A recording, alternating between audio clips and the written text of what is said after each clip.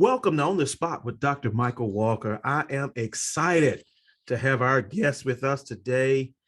This is an awesome individual that we have the opportunity to chat with, and I promise you, you're going to enjoy the time we have together. At the age of 6, he accepted Christ as his Lord and Savior at Oak Grove Missionary Baptist Church in Albany, Georgia, under the leadership of Reverend E.L. Wilson. He received his undergraduate degree in business management from Albany State University. That's right, HBCU in the house. He obtained a Master of Biblical Studies from Andersonville Theological Seminary and is presently pursuing a Master's of Divinity from Luther Rice Seminary. At the age of 23, he acknowledged his call into the preaching ministry under the leadership of Dr. Akeem A. Simmons at the Liberty Baptist Church in Alabaster, Alabama. In 2009, he was elected pastor of Spring Hill Baptist Church, which is located in Lineville, Alabama. He currently serves and is a member of various denominational, community, and civic organizations, a member of Alabama State Missionary Baptist Convention and National Baptist Convention of USA, Inc., moderator of the Friendship Western Union District Baptist Association, co-chair of the Alabama State Missionary Baptist Convention Pastors Conference, founder and president of Washington Heights Community Outreach, Inc., member of the Alabama Democratic Reform Caucus Executive Committee, and member of the NAACP and SCLC. He's been recognized by Rural Leader magazine as one of the 40 under 40 leaders across rural America in 2015, and in 2018 was part of the inaugural class of Central Alabama's 40 under 40. He's led in several numerous capacities, providing leadership in many settings. He's a sought-after facilitator, lecturer, preacher. He's a pastor. He's adopted the motto of the late Dr. Gardner C. Taylor, pastor emeritus of Concord Baptist Church of Brooklyn, New York, where the late pastor would say, "I don't strive to be known as a great preacher, but I do strive for people to feel what I have tried to preach. What a great gospel it is." The eldest son of the late Dr. Edmund H. Solomon and Dr. Gwendolyn M. Johnson Solomon, along with his lovely wife, Mrs. Calandra Holloway Solomon. They are founders of Holloway Solomon Enterprises. It's a treat to talk with none other than Pastor E. Tramaine Solomon. Welcome, welcome, welcome, Pastor Solomon, to On the Spot with Dr. Michael Walker. How are you? How are you? I am trying to get your video back, but how are you today? I am doing well, Pastor, and I thank you for such a wonderful introduction. As you were reading those things out, I was like, is that really me? But I'm thankful for what God has done in our lives. So we're thankful how God has worked. It is awesome. It is awesome. And as you can tell, this pastor on this end is working out the technology to ensure that both you and I can be seen on the screen, brother. It is just an awesome time to be able to talk with you. I've been so excited, man, all week, actually, to share with you because you are doing such an awesome job there in Alabama. It seems like everything that you do, everything you touch, you're doing it in a way that not only bless the Lord, but you bless the people who need to be blessed. And I just think it's so important that we hear voices like yours to help us. Well, I'm appreciative for this opportunity to share and be a part of this podcast. And man, all I can say is that the Lord has truly ordered my steps and my stops. That's kind of something that sticks with me. The Lord has just graced me with his favor and for this season of work of ministry. So I'm appreciative of that. Oh, wonderful. And sooner or later, we're going to get you out here to Dallas, Fort Worth. Oh, we would love to come. We'll love to come. Bring the word in DFW, my brother. And you rocking that beard. I'm loving it. You rocking that. Just trying something new, cuz. Just trying something new. Just trying something new. For those who don't know, this is my cousin. It is the treat, man, to always be able to talk with fam. Yes. That's putting in work for the Lord and doing it with excellence, man. I mean, just everything you do it with excellence and you do it with a heart of sincerity. And I thoroughly believe, man, that there's so many people who really need to hear from pastors like yourself who have a heart for the people, a love for the Lord, and can preach the word. Man, again, when I think about where the Lord has brought us, how the Lord's hand has been over our lives from the beginning. I'm just appreciative because I realize it's nothing that I have done. It's just been God who's again ordered my steps, who navigated our paths, who brought us to this present time, has shaped and molded us and put people in our path providentially that have played a part in shaping and molding us to be who we are today. Good deal. Well, I'm just gonna jump right in because I want to just talk with you on a range of topics while I've Okay. got your time, because I know it's valuable and we have all of your wisdom and insight. I want the audience to get the best of the time that we have together. So I'm going to jump right in with the pandemic that's been upon us now. Wow, with nearly 2 years, we've been wrestling with this pandemic. It's brought numerous challenges on leaders at the denominational level, at the regional level, the state level, regional level, national level, local level. Churches have felt in very real time the Yes. pandemic, and the leaders, the pastors and leadership teams of our local churches have really felt the challenges of the pandemic. What lessons have you learned during this pandemic? I would say, Dr. Walker, one of the greatest lessons I've learned is that change is inevitable. We know that, but in ministry and in the work of the church, it seems as if sometimes change, the church is the last place to adapt to change. And so the pandemic, for me, seeing it from the scope of our local church, seeing it in our denominational work, our community work, is that we had to adapt and we had to change on the fly. Uh, for us, I got married the week before everything starts shutting down. I'm out of the country on our honeymoon while things are beginning to shut down. We're in Jamaica. I'm getting texts from church leaders, my friends, trying to put our heads together to see what are we going to do. Things are shutting down. And so on the fly, pastors around the country had to adjust, had to make changes, had to remodel the way they did ministry. And the key word was trying to stay connected to your people during that time. So one of that, the biggest lesson I would say I've learned is being open to change, being open to reimagining how ministry can be done, and then also restructuring our churches to do ministry in this new abnormal that we're living in. I love that. I really love that you highlighted reimagining, Oh yes, oh yes. the importance of reimagining. Any ministry, any organization, not just church, that has not taken a self-examination of their operation or what they were doing pre-COVID to now in the middle of this situation, because we're not out of it yet. I mean, we're still seeing various variants. We're still pushing people to be vaccinated, still pushing people to get booster shots and to educate. We're learning on the fly. Any organization who has not taken the time to reevaluate themselves and what they were doing are doing themselves an injustice. And the two words that I believe that the Lord has kind of dropped in my spirit during this time is, as I look at my church, as I look at the things that I have the opportunity to play a part in leading, is it effective and is it efficient in these times? So if it's not effective, it's not efficient, why are we still doing it? Wow, that's good stuff. Because I look at it from an organizational level as well. If it's ineffective, we need to go and throw that out. Yes, yes.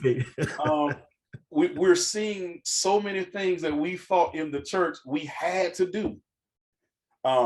Back in November, I had a think tank with my leaders, and the whole centered around rethinking how we do church. Just just beginning to have, I had been saying this while we were out of the sanctuary, when we were totally virtual. I had been saying that for over a year to them, that when we come back, it's not going to be the same. We get back in around Easter of 2021 with all our protocols in place. I'm still saying that things are going to be different. And so the Lord said, listen, you need to take your leaders away. Take them off site, have a meeting with them so that they understand what different is going to look like, and understand that it's okay to mourn some of the things that we used to do. Yeah, I miss it too, but it's not efficient. It's not effective. So why we're still doing it. I take one for example, so I don't want to hold you too long. Bible study in most churches was driven to be in person.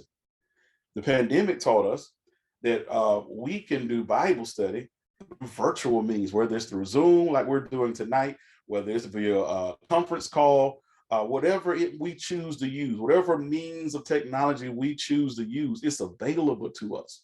My early years at Spring Hill, I've been there now, I'll be 13 years this April. It was nothing for me to see 60, 70 people in the early years of my tenure on a Wednesday night. Over the years, that begins the decline of to whatever. People become busy, other priorities. The pandemic comes upon us, causes us to shift. I'm seeing now an increase in Bible study attendance because we're doing it through virtual means. So why would I go back to doing Bible study in person? Doesn't make sense. Here's not only can I reach more people, they're not got the hustle and bustle of trying to go to work and get home and cook dinner. No, they can just cook dinner, tune in, not show their picture, or dial in via phone, get the word, get the lesson, and the church saves on electricity costs because the campus is not being used that much. There it is. In executive circles, we like to say, if you are not changing, your organization is dying. Oh yes. I say that all the time, that anything that doesn't change eventually will die. Yes. And the pandemic, from a denominational standpoint, for one who has opportunity to serve in leadership in that point, I always say in our meetings that we have to look at this as an opportunity, because there are a lot of churches who are on life support before the pandemic, who are now actively transitioning because they have failed to shift. And this shifting didn't just happen with the pandemic. It was coming before. The pandemic just sped up the process. I would agree. And many of the items you touched on are really in that wheelhouse of leadership. And there's a question that I really want to pose to you and get your input on it. And I'll give you some background of how I arrived at this question. Okay. I just so happened to be listening to Dr. Jamal Bryant, who was giving a brief interview on some topics related to leadership and the state of the Black church in America. And he was talking about, we're in a state where we're seeing the baton not be passing soon enough to the next generation of leaders. And it was controversial in one sense, what he was saying. And I thoroughly get it, because sometimes when you are in the role of leadership, seeing the finish line when it's in front of you is hard to accept. Yeah. I thoroughly get that. Yeah. Okay. But what I also get, what he was saying had some validity. And I thought, I know pastors who are leading great ministries could really talk to that topic that he was trying to get to from a global standpoint. And I wanted to put this out there to you.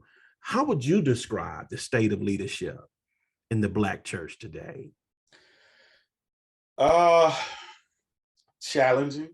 The pandemic has again forced some pastors to realize that this is not a season they want to lead in. And so some of them have said, who are close to the brink of retirement, I'm getting out now. So we've seen churches across America have some transition in the middle of the pandemic. Pastors have been called to churches in the middle of a pandemic. That's crazy, because no one would have thought that you would see that happening. So some pastors who were at the cusp of retirement said, listen, I'm out of here. Let me get you, let me help you find somebody. But then in some instances, there are some who have still not seen the shift, who refuse. They've seen it. They just refuse to accept it. They refuse that things won't go back to what they're accustomed to, and they refuse to come to grips with that. And so we must understand in leadership that this thing is always bigger than us. My church thinks it's funny, my leaders do, because I begin to tell them lately that, though I'll be 41 in April, if the Lord decides to leave me here at the Spring Hill Church or decides to move me somewhere else, I only have about maybe 25 more years of pastoring in me. They say, well, why you say that? Because I don't want to be somewhere leading to where I don't realize when my time is up. And I see that everything God used me to build for his glory, my staying around too long tears it down. That is so interesting what you said there, Pastor. So it really does sound like, and certainly affirms that in your vision, in terms of a lifetime of a ministry, that just as there's a start, there is an end. We have to learn in the Black church how to exit gracefully, how to pass the baton. It does not mean that your ministry is over.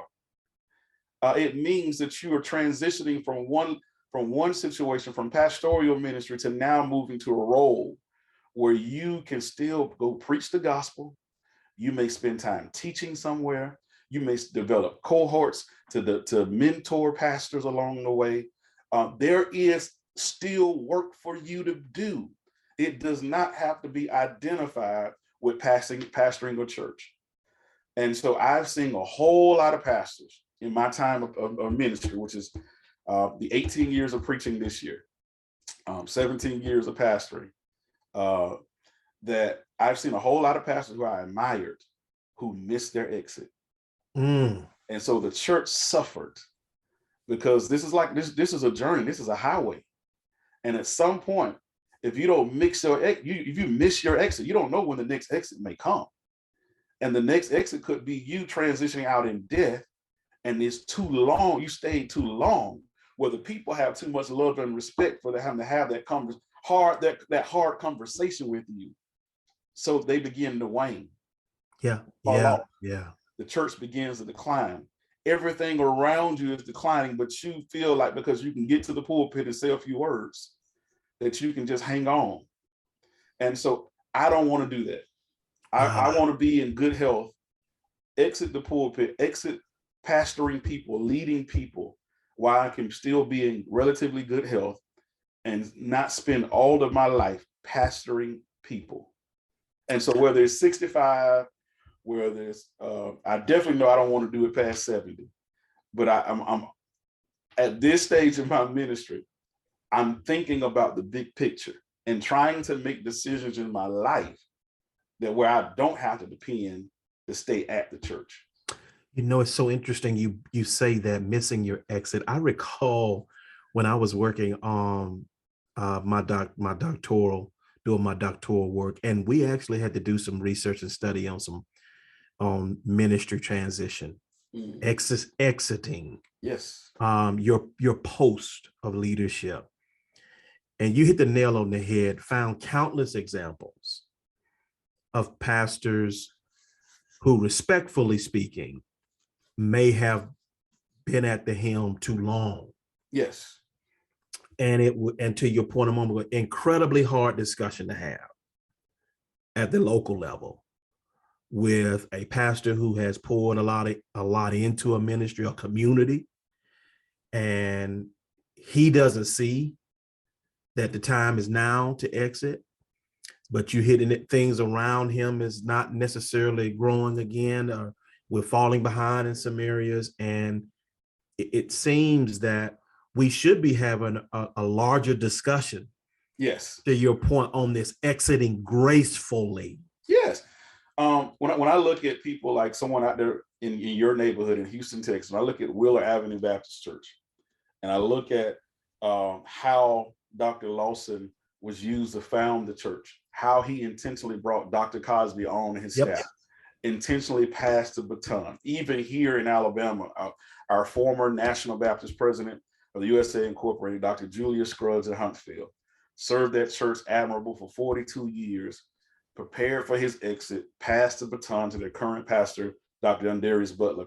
Those are examples in the Black church, and there are many others, but those are things I've paid attention to. And so I look at that, and I was watching Wheeler Avenue's building dedication a few days ago.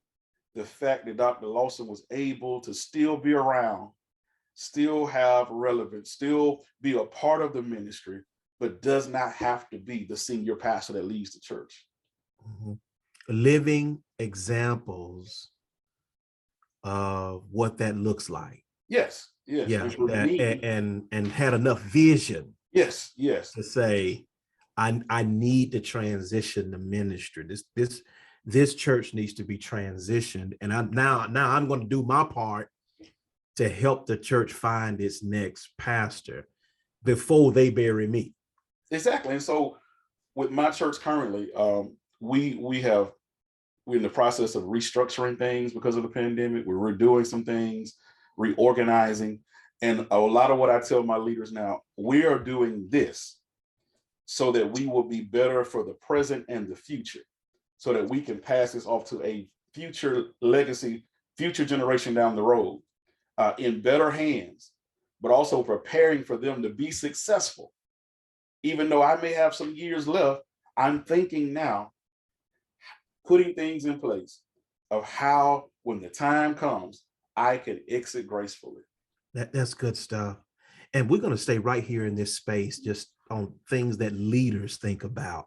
Mm-hmm. And I want to share some information with you that you may be familiar with. It was a recent study done last year, about this time, by the Pew Research Center. They do a lot of work on religious studies, and they were looking at trying to see what's going on with young folk when it comes to attending church, worship life, and so forth. And so they identified about 8,600 Black Americans to gain a snapshot of kind of what's going on at the congregational level, and start looking at some of their beliefs now that we are, post George Floyd, that we're in COVID, dealing with a pandemic, that we also have a former Trump presidency.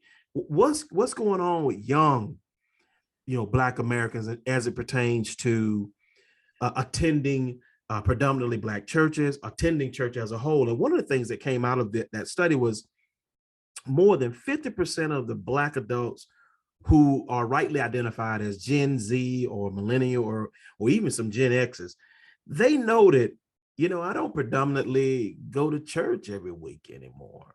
I don't attend a predominantly black church. And when I do attend, I can truly say it's just a couple of times a year. Yeah. And when I think about that, factoring in, we still dealing with quite a bit of racial tension. Yes. In our not has been, enormously aggravated over the last 4 years. Not counting our current president, but let's look back 4 years. This was enormously aggravated, and to say anything otherwise would just be disingenuous. Now, there was a lot of racial aggravation in the past presidency. We also had a lynching televised. Yes. Okay, in the 21st century. My position is Brother Floyd was lynched on live TV.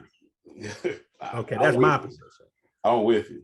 Okay, so now when we say, okay, how do young African-American believers or non-believers trying to find Jesus, what does this information say to us as leaders? How do we improve on this? How do we reach those folks?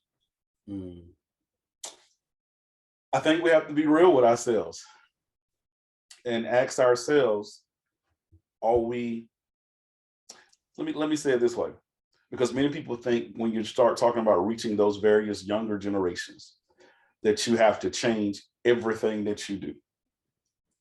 I shared with my leaders back in that think tank that I gave the example of a Coca-Cola bottle.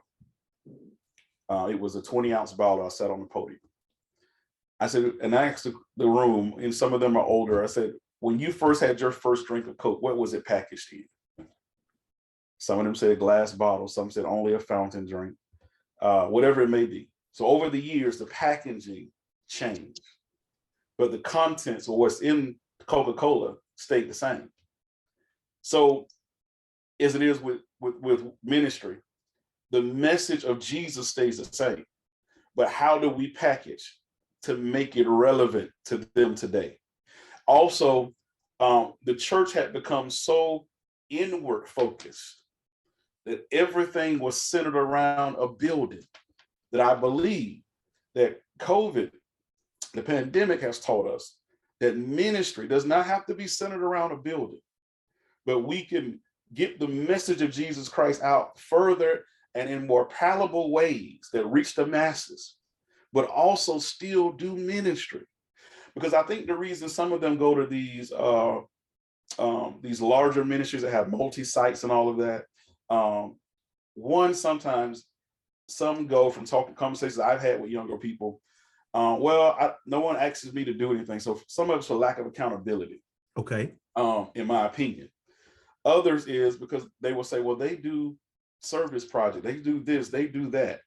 And so sometimes younger people, what I found in talking to them on a regular, trying to understand what's going on with them, and I have a few that are courting our church, and they say, well, what draws me to your church is y'all do so much in the community. So they're looking, there's a new spirit of activism in these future generations, these new generations that's coming up among us. And they want to feel as if the church is being relevant. The church is really doing something, being impactful. Are we just coming here just to have service and click up in our various cliques and just go back home and never no real transformation takes place? No real change takes place. We shout on Sunday, in the words of Freddie Haynes, but we got to have some do your lula with our hallelujah. We have a call and a responsibility to our communities. And so when we share the gospel of Jesus Christ, I believe in ways, and I'm not saying that you got to do everything that they think should be done, but I think you have to be creative. I think that's the word I'm trying to find, in how you share Jesus in a way that you reach the masses, but also show them that you are trying to still be the hands and feet of God here on earth. So there got to be some work that goes along with it. Yeah, I love it. And you got to engage and bring them in the process. My media team is full of people in those generations. They can work it, right? They can work it. Here's what I said. You tell me what you need. I'll make sure you get what you need. There it is. We've been a work in progress with we understood that, listen, that when we came back in the sanctuary after over a year of being totally virtual, that we could not, and I've heard pastors ignorantly say this, well, I'm going to turn off my streaming so they can come back to the sanctuary your church is going to die. Because those younger people are working, or those younger people may not, just for whatever reason, may not come to the sanctuary. But the church must understand now that the church is a hybrid ministry, that you offer in person, but also the virtual aspect. Because I have people from all over the country who watch our virtual service, who are connected to our church. They grew up there. They're from little old Lineville. They moved up to this place, but now they feel connected to what goes on in the church versus just hearing grandma or mama tell me. I can tune in every Sunday. And I can watch pastor preach a word to me. I can watch it on Mondays. One of my younger members tells me, who lives in another out of state. I watch on Mondays when I go to work. And then I can send my tithes when I get paid, because now we have all these means for them to give back to the place that fostered their spiritual journey. And so we have to be open. We have to bring them to the table. We got to share Jesus in creative ways. And we don't have to change who Jesus is. Don't have to change the the components or the basics of the message, but how we present the message is important. I love it. I love it, And man. so, and bring them to the table. That's right. That's right. That you need to hear their input. That's good stuff. Because the truth is, over the course of time, history, we know that labels may change, but to your point, the content remains the same. And we're in an age now. We're still preaching a Jesus. That's right. That was born, that walked this earth, that healed the sick, gave sight to the blind, that saved the lost, and he died so that we all may have the opportunity. We're preaching that. But two, we're not just preaching the cross, but we're also preaching the fact that Jesus is with you in every aspect of your life. That we're making the scriptures come alive to everyday situations. Because they may say, well, Pastor, I done heard about Daniel and the lion's den all my life, but how does that relate to me? Well, you may have that situation on the job that makes you feel like you're in a lion's den. Mm-hmm. I've heard about Jonah being trapped in the belly of a fish. Well, you may have had a situation where you feel that you've been swallowed up. Making the word of God transportable to the everyday lives is key. I love that.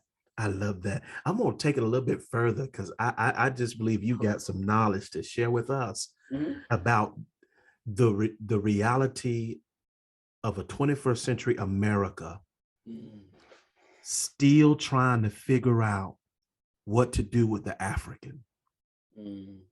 Now, let me just set this up a little bit for you, Pastor. The African has been in this country for 20 generations. 12 of them were enslaved. Yes. Okay. You can arguably count another 3 we were wrestling through Jim Crowism. Literally from the moment of the Emancipation Proclamation, the nation started wrestling with, what do we do with the African? And I said a moment ago, to say that we don't have a racial issue in America is to really be disingenuous. And if you are a believer, it is to make knowledge that the truth might not be in you, because this is just a reality. There's a real tension in America. Historically, the Black church has played a vital role in what I would argue is the freedom of all people. True. At the sake and stake of African Americans who pay a bloody price for it, but that work was for all. Yes. And you cannot deny that the Black church was not only out front, it was also doing its work to ensure that the middle and the caboose was covered. And here we are, 2022.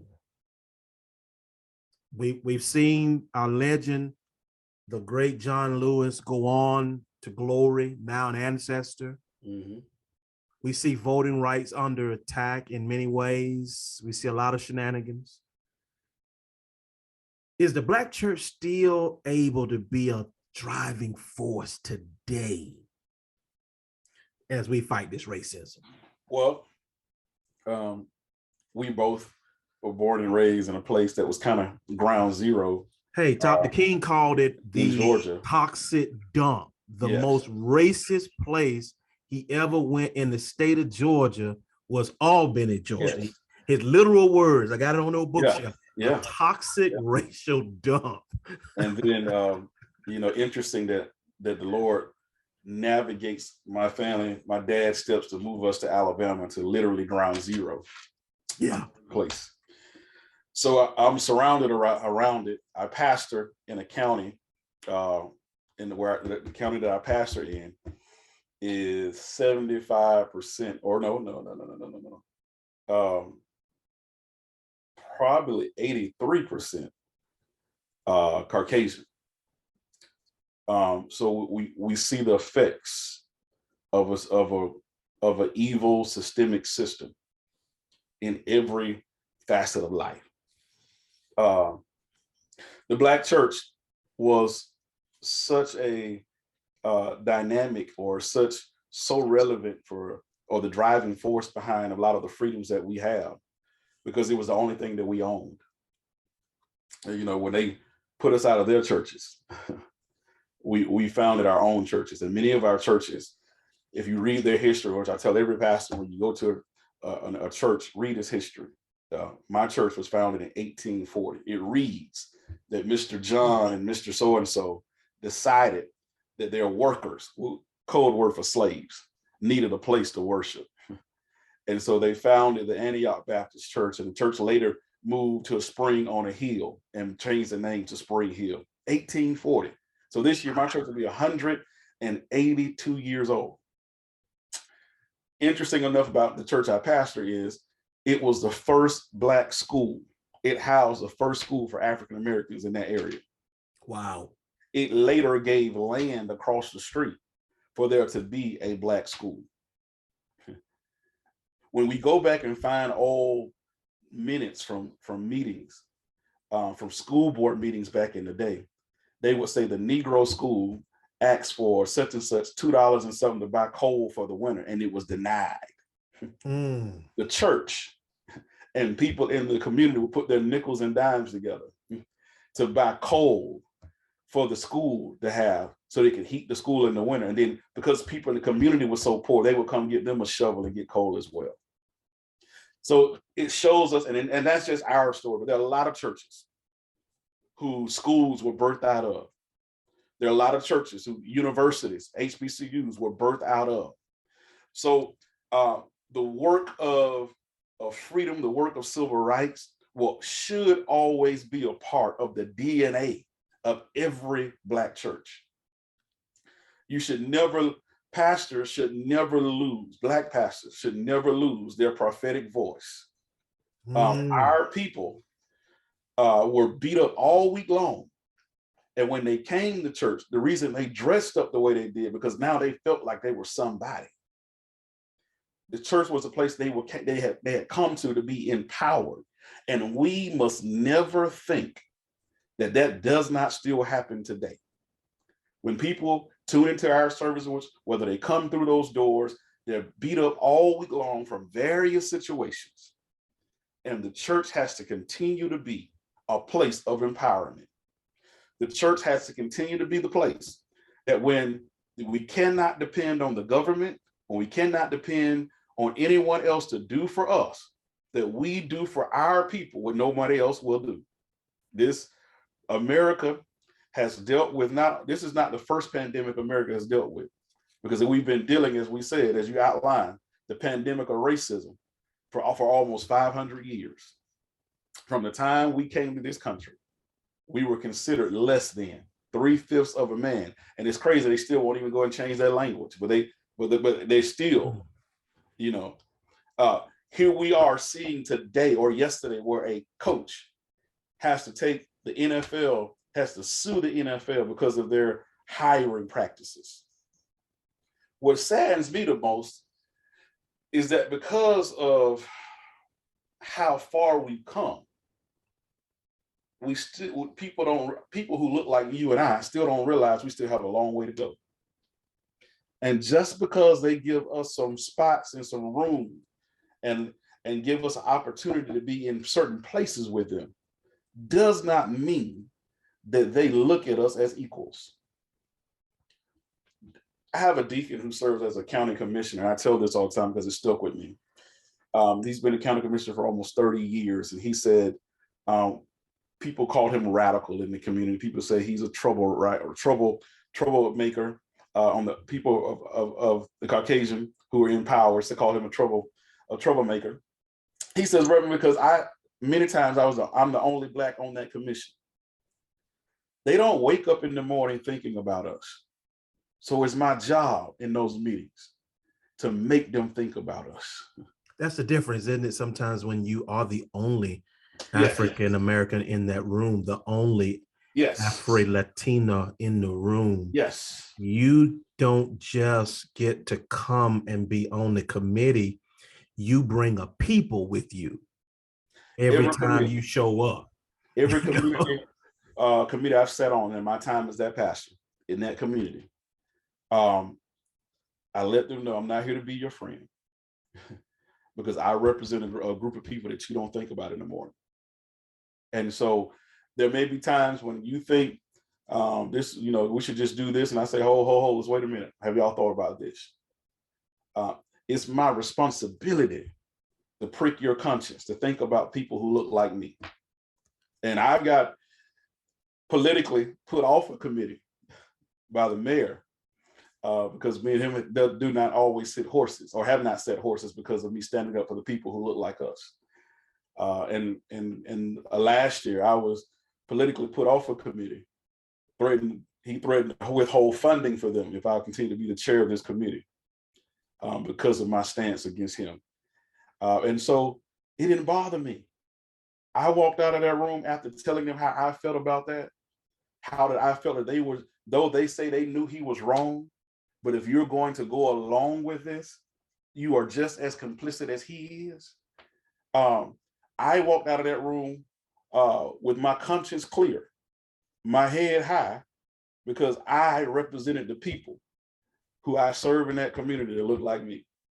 That's the reality of so many pastors of African descent that are serving in communities, serving their communities well, and as well as in the marketplace and in the business sector.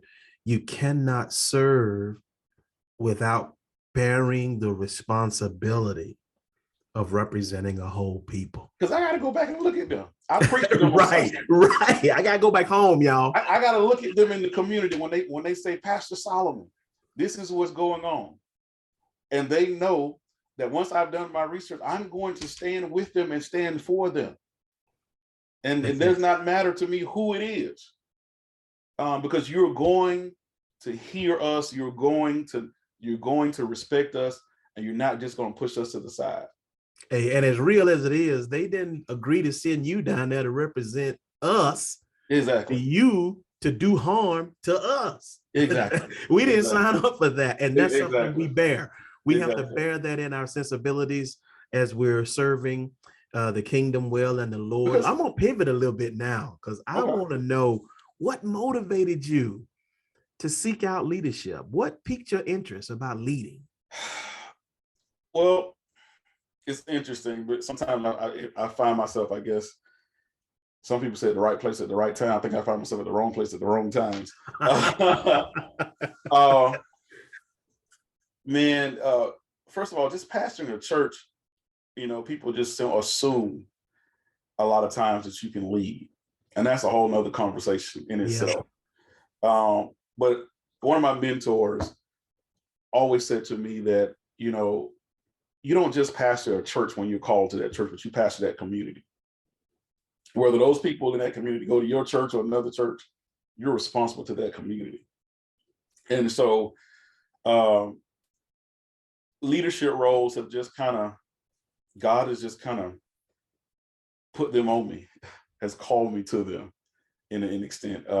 Denominationally, the Lord allowed my path to cross with a lot of senior pastors who saw something in me. Saw that I was willing to listen to them. I was willing to just be around them and not talk and just be a sponge and just soak up what they were saying. And over time, they began to trust me. In my first pastorate, I'll never forget, in a place called Gaston, Alabama. I was there for about 4 years. The ministers' conference was in the middle, was kind of defunct, and they were trying to resurrect it. And some senior pastors, one who actually knew our Uncle Clarence from National Conventions, called me, the late Reverend A.A. Scales, and said, Solomon, we're going to get this thing back going, and I think you ought to be the young man that leads it. And so him and another senior pastor, Reverend Dr. W.H. Granger, nominated me to be president of the ministers' conference there at 20-something years old. And so from there, other positions were entrusted to me. One of our Alabama State Convention statesmen was my neighbor while I lived in Gaston, and he kind of gave me or introduced people to me, looked out for me, kind of took me along, passed me on to other people who kind of have just kind of entrusted me with various positions. And before I knew it, the Lord always allowed me to serve faithfully and do the best I could with it. And I've always went into a position too, Mike, with the idea of working my way out of it. Really? When I was in corporate America, when I worked for International Dairy Queen as a training manager, my supervisor, my boss would say to me, he would say, Tramaine, I'm teaching you what you need to know so that you can so I can work out my position so you can take my spot. And so at the same time, you're grooming someone else to take your spot. So whatever position I've had, I'm always finding people to bring along with me up the ladder, to provide whatever insight I may have, to expose them so that people begin to know who they are. And so when God moves me from one position, they're capable of filling the next. And so that has been a blessing for me in this. I realize that however the Lord elevates me, whatever role it is, it's not just for me, but it's for me to give other pastors, other people, other leaders opportunities to lead. Because I know you can't do it all as a leader. You can't micromanage and do everything. And so I try to take people that the Lord has laid on my heart, put them in positions to be successful, give them the tools to be successful. And that kind of has worked out for me along this journey.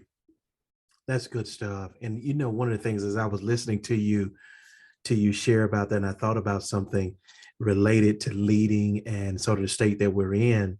You are an alum of an HBCU. HBCUs have been in the news here very recently with these bomb threats. Mm-hmm. But also prior to that, seeing Deion Sanders come and take on a head coaching position at Jackson State. Yes. And on the day he gives his first public statement, he makes it clear that the Lord sent him there on assignment.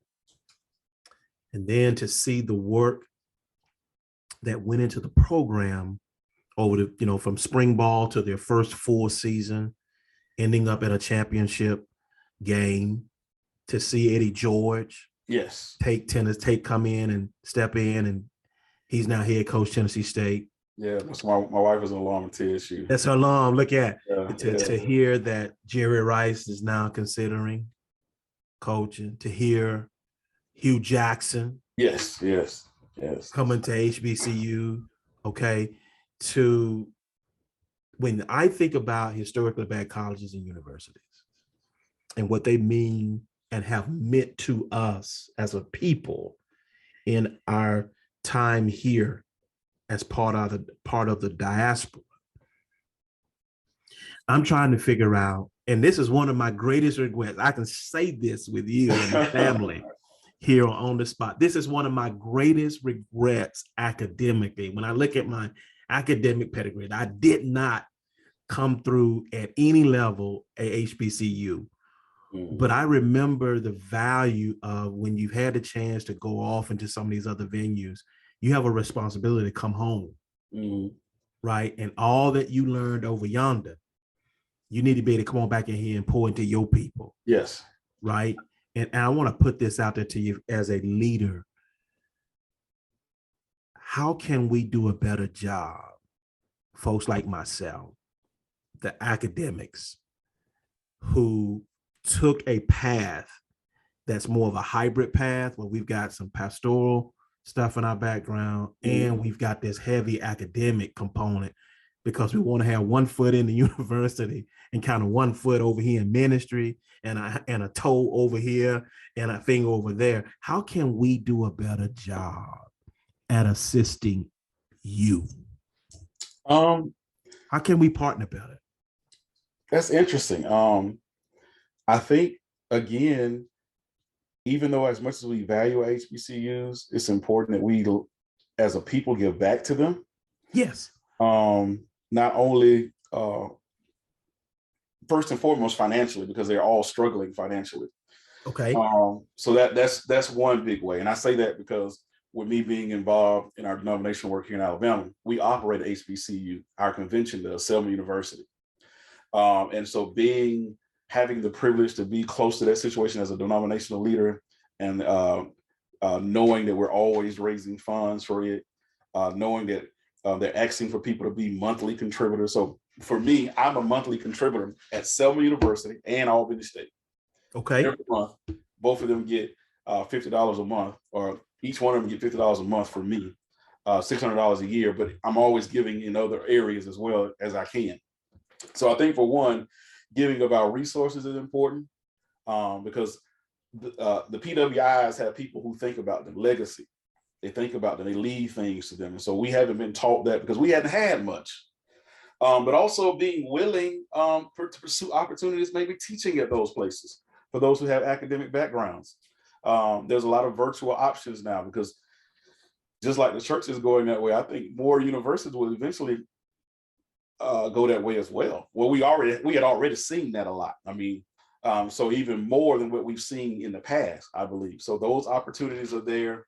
I think talking them up to other people, to our circles, those who we come in contact with who are able to do more, whether they're Caucasian or African American or Latino, whatever they may be, pushing the message of what they stand for, pushing to understand that there's some they develop great people, and pushing our younger people to consider them more often. I think those are ways that we can be supportive in those initiatives in those areas. As one who is more, leaning again in that academic space, doing research and, working to be published and trying to, there's a work that we do in that area. Yeah. How can we also come back and take some of those academic skills and partner them up with the local church, particularly the Black church? Man, the church needs people to do research. A lot of the research that we get now are by predominantly white organizations. Lately, the Barna Group just put out a Black church study last year, which I was proud of, because they actually tapped into Black academia, people who have ministry and academia in their background, and utilize them so that the information now, because a lot of times the information we get does not necessarily resonate with us. It's more catered to our Caucasian brothers and sisters. So we don't have enough of our people writing about church growth, writing about planting, writing about those things, writing about church mergers, because that's something else that is going to be very vital. Now, again, sometimes I'm out of the box, but I see this happening. And so I shared this in a denominational meeting a few months ago, and the looks I got, people looked at me like, I thought we could trust Solomon. Solomon didn't went to the left. But there was a few that looked that way. I got a few others after the meeting that said, you know what, young man, you're right about that. Because again, this pandemic has caused us to think about what's effective and efficient. Why does it make sense for you over here to have 10 people over here on the same, because a lot of our churches can be right on the same corner. And a lot of it is pride. I would agree. Now, how do we begin to have those conversations? Well, we haven't seen a whole lot of great models for us in the Black church. We've seen our counterparts do it and do it well. But for us, there's this big pride thing that has to be eventually dealt with. Yeah. And understand that it's not about a spirit of competition, but it ought to be about a spirit of collaboration. That's why it doesn't make sense sometimes, now that I think about it. We see churches that do duplicate things, and they be right around the corner from each other. And I'm not talking about major churches. I'm just talking about average church. Average church, 75 to 200. You go over here and build a life center, then I'm across the street from you, I build a life center. Well, why did I build a skating rink? So when my kids want to play basketball, they come to your place. When your kids want to skate, they come to my place. And then Joe Blow down the street, he does a swimming pool. Why can't we? No strategy. Lack of think about those yeah. type things to Yeah. be efficient in our resources and effective and partner together to do greater things. One of the blessing things that we've done during this pandemic as a church is that we have distributed almost 800,000 pounds of food since June of 2020 through a partnership through our state convention. Okay. That opened the door for us to begin through that first round of stimulus funding, the grants that were given out to these organizations to provide food boxes. So we got a part of that, and then that led to another partnership where we give out about 20,000 pounds of food once a month, enough That's to good feed stuff. over 300 families. But here's what we try to do. We do it in a central location, and I try to utilize or get all of my sister churches in my community to be a part of it. Doesn't always work that way. They'll show up for a little while, then they'll fall off. And I don't understand why we are like that. Mm-hmm. And they'll say, well, how can we do this over at our church? Why? We're doing it at a central location. It's not at anybody's church. We're meeting here, and one of the best places in the county to do it in. All we need is to send volunteers. Everybody work together. Everybody's name can be on the flyer. I don't care. It's about meeting the needs of the people in our community. Right. And I think that's one of the things that hinders the Black church. Because when we get angry, we go over here, somebody goes over here. Everybody hasn't been, if the truth of the matter, they have not been God-led to plant a church. Some people have just done it. Yep. Out of anger. But there's some people like yourself, like my father was, the Lord led them to do this. And so if we ever can deal with that spirit of competition within the Black church sometimes, there's no telling what we can do, what greater good we can do. We've done a lot, but there's so much more for us to do. I love it. Learn to collaborate together. And use our buying power economically. There's so much stuff that we can do if we learn to work together cohesively without one person worrying about who's going to get the glory or who's going to get the shout out. Everything I have done in whatever certain position I've led, served in, it's not about Solomon. I say that quickly. And I don't take every position. I've turned some stuff down. I tell guys when they're like, well, you need to do this. No, you know what? Let me pray about that. Right. Let me pray about it, because I need to make sure this is what God wants me to do. Because I know that if I go out here on my own, in my own flesh, it's going to fail. But if I go out here and I do it being God-led, now it's up to God to make this successful. Yeah. Well, I've got two final questions, and I know we're up against the time with you. Well, I've enjoyed myself. Yeah, I'm enjoying it as well. I'm certain that listening audience is enjoying this. But let me ask you this question: if you could speak to the 21-year-old Tramaine Solomon, what advice would you give that young man? If I knew at 21 that I was going to be preaching, I probably would have got all of my schooling out of the way at one time before pastor. If I knew that, if God had showed me that, that's probably what I would have done. But most of all, I would say be patient. Be patient and be more intentional in following the Lord's path for your life. Mm-hmm. Mm-hmm. Because there were some things that I experienced in life, in my younger life, that were experienced out of my ambition, trying to get down the road a little faster than what God intended, but also being not listening to wise counsel. And so I've learned over time to be more intentional, to be patient, to watch God work, and kind of follow his lead. Mm-hmm. And finally, what advice would you give someone who's aspiring to leadership in the church? Be God-led, because you're gifted or because people like you, people will always push you faster than probably God is ready for you to be pushed. Trust God's timing. God's timing is everything. I'm sitting there right now, and know that God has a purpose for everything that you go through. Surround yourself with wise counsel, as I said a minute ago. Get you some trustworthy mentors for life and ministry. People that you trust to speak into your life. People that are not afraid to tell you no. People that are not afraid to tell you when you're wrong. And get you a circle of friends that can be your accountability partners. You need people that you can bounce things off of. You need people who understand your strengths, your gifts, and your weaknesses. And so I would truly say that if you're aspiring for roles in the church, just follow God's timing. And I say that because currently I'm a candidate for a regional president position here in Alabama. 4 years ago, God led me to run, and I lost the race, the election, by 11 votes. God had a purpose for what he did.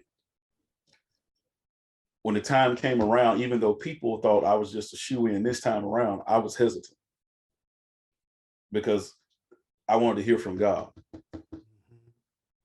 God showed me, led me to do it again. And this time I'm running unopposed, which speaks to what many say to the respect that people in our region have for me. A region of over 200 churches, that what pastors and people have for me, I don't know. I do know it was God's timing, because God orchestrated some things to where he showed it to me that this was truly my time, by the way he opened some doors to make it be this way. So trust God's timing. Be faithful to whatever God gives you. Be faithful.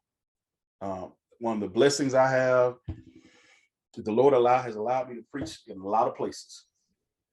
And people say, well, why do you stay in Lineville, Alabama, pastoring a church in Lineville, in a rural place? Right. They want to know the answer. And I say, because God hadn't told me otherwise. And I'm being faithful to the work that God has given me. And I realize that you don't have to be in a major place to do major ministry. You just got to be willing and available, and be faithful to the work that God has put you in. And so I pastor my church, which is the largest African-American church in that area, as faithful as I can, in a rural place in Low Clay County, Alabama, 15,000 residents. I pastor that church as if I'm pastoring a mega ministry. And so be faithful to what God gives you. And I promise and I believe that God will open doors and take you places that you would never imagine. Preaching and pastoring has taken me places I never would imagine. And as I get older, I become more sentimental on this journey, because I'm almost 20 years in of preaching and pastoring. I'm saying to myself, as I knock on the door, 18 years of preaching, 17 years of pastoring, I'm looking at it, man, the Lord has done a lot for me. He's put me in a lot of places, given me a lot of favor. And it wasn't because of me. I've made a lot of mistakes. But God has, again, as I said at the beginning, he orchestrates our steps and our stops. I believe that. All of that is great advice. And God has placed people in our lives, who has poured into us, man, that I'll never be able to pay them back. You know, my dad, the example that he gave us as a man of God, as a faithful teacher of his word, and a husband and father, to Uncle Cedric, man, who played such a hand in my life, was wanting to attain and learn as much as possible, and to Grandma Vera, who gave me that social justice consciousness, And you know, there are many times I'm so appreciative of the seeds they planted in my life. Oh, just real testament to really aspire to leadership. You need the help of others. Oh yeah. Oh yeah. And because of that, when you realize that, man, you know you have a responsibility to help others. You know, Nick Saban has this thing where he will take coaches who've been fired, bring them on his staff, um, allow them to kind of work, and people begin to see them in a different light again, and they get another job. Man, the Lord has kind of done that for me with preachers and pastors. Guy, I have a real heart for pastors who dealt with some stuff, and they were sincere about ministry, but got off track somewhere. Um, you know, if I hear about a pastor who's fallen for whatever reason or going through a tough time, I'll preach them in a heartbeat. I'll reach out to them and listen, I'm a brother, man. I've been there. I'm, you know, her or him. And listen, if you need a place to preach, you know, come on to Spring Hill. I'll help you. Um, God, God's grace, man, that's been on over all of us. To whom, you know, people say to whom much is given, much is required. To as much grace as God has given us, we are required to give grace to others. Amen. Yeah, that's so what it boils down to. I'm thankful. I'm appreciative of what God has done, and blessed me with an outstanding wife. And so the Lord is kind. And as my favorite saying in Spring Hill Church, hear me always say that God is faithful. You know, he's faithful, man. That's good stuff. Well, we have enjoyed Thank you, man. having an opportunity to speak with you and hear from you and all that you're doing in the ministry, the work that you're doing for the kingdom, and the leadership that you are providing. And so, as always, on the Empowerment Network, until I get a chance to talk with you again, I'll see you round like a donut. May the Lord bless you, and certainly may he keep you.